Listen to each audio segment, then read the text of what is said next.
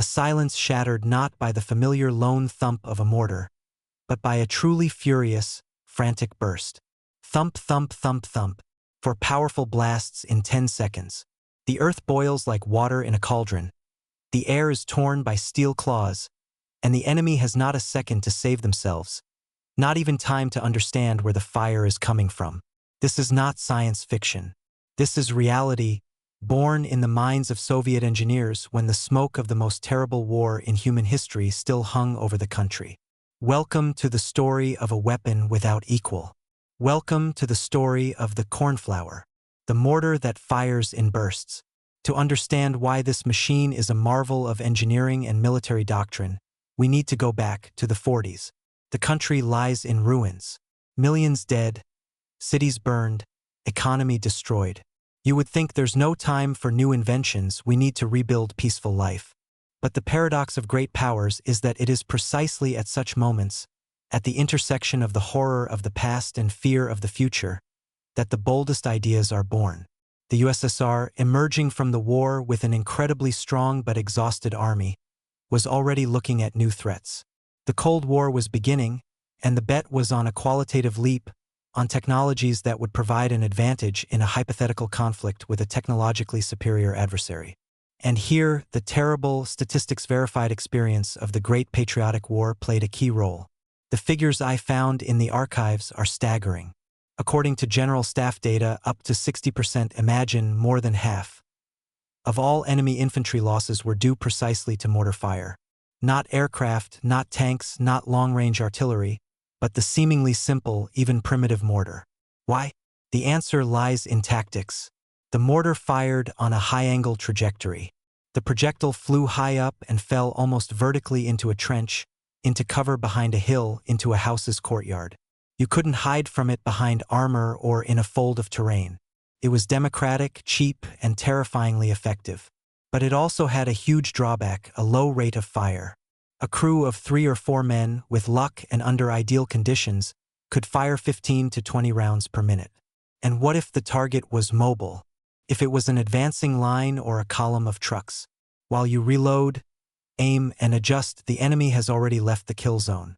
And so, in the offices of the General Staff and in the minds of designers, a daring, almost insane thought was born.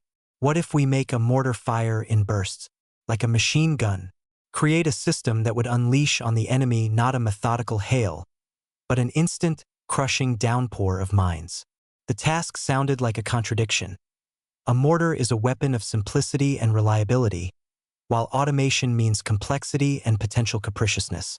But if it succeeded, it would be a breakthrough. This task was entrusted to the design bureau led by Vitaly Kapitanovich Filipov, and they accomplished it. But let's pause and think about the scale. The 40s. No powerful computers for calculations, no composite materials. There was steel, cast iron, springs, and brilliant engineering minds trained by war. They based their work not on the classic mortar scheme, where the round simply drops into the barrel from the muzzle, but on the principle of an automatic cannon. Their brainchild, receiving the index 2B9 and the gentle name cornflower, Vasilek, operated on recoil energy. A shot, the moving parts recoil backward, compressing powerful springs. These springs, unbending, perform a titanic job. They eject the cartridge case. Yes, the cornflower's mines had a case, like an artillery shell. Feed the next mine from a cassette into the barrel, close the breech, and produce a new shot. All of this in fractions of a second. And so on, up to 120 shots per minute in short, lethally effective bursts of 4 or 5 rounds. Imagine yourself in the place of that very crew. You are not digging a simple shovel into the ground. You are deploying a full-fledged combat complex. First, the early versions. They had a water jacket to cool the barrel heated by rapid fire. Yes, just like on the old Maxim machine guns. In field conditions, in mountains or desert, to fuss with water for cooling a weapon. This was a strange, forced solution, but the engineers learned quickly. The modernized version, the 2B9M, replaced it. Its hallmark is a massive ribbed barrel for air cooling. These ribs increased the heat dissipation area, and the cornflower could fire its prescribed burst without the risk of overheating. Now, about the price. For the rate of fire and automation, we had to pay with weight. A classic battalion mortar weighed just over 100 kilograms. The cornflower, 632 kilograms, 5 times heavier. This was no longer a weapon that could be rolled by hand by its crew. This was a system that needed a prime mover. And not just any prime mover, but a special JZ6605. Why so much? Automation, a powerful carriage to absorb the monstrous recoil energy when firing in bursts. A light mortar would simply jump and crawl off its position after each burst. The cornflower stood its ground, as if dug in. It was brought into firing position using a jack and spades in about 1.5 minutes. Deployment speed for such a caliber, phenomenal. So what was it? Too heavy for infantry as a mortar, and its projectile too light for classic artillery. For many years, the cornflower searched for its place in the army structure. This tactical niche was not obvious until the war in Afghanistan erupted. It was here, among the sun-scorched mountains and remote gorges, that the cornflower bloomed in full force. It was understood and loved. The towed version was quickly adapted to be mounted on an armored multipurpose tractor, the MTLB. The result was the ideal vehicle for that war, a self-propelled, protected, mobile firing point.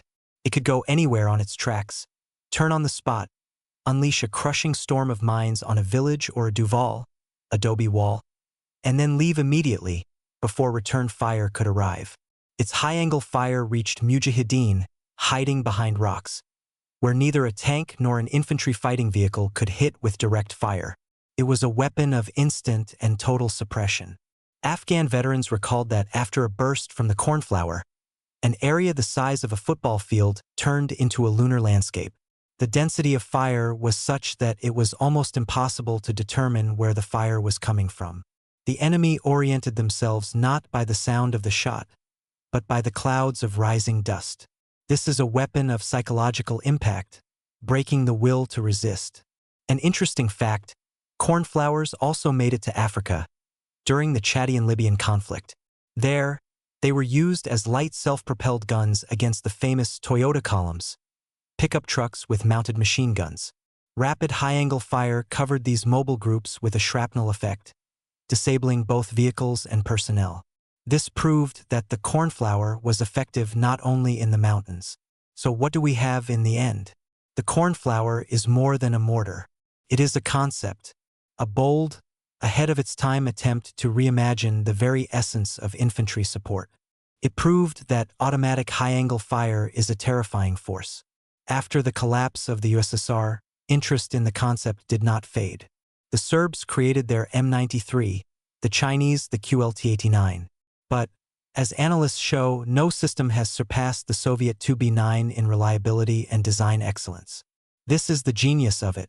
The solution found in the late 40s turned out to be so perfect that modernized cornflowers are still in service in a number of countries, including on some of our vehicles. It was born in an era when the country, bleeding, was already peering into the future of the next wars. It passed the test of fire in the Afghan mountains and African deserts. It remains in service, reminding us of the power of engineering thought, capable of making metal dance to the lethal tempo of an automatic burst.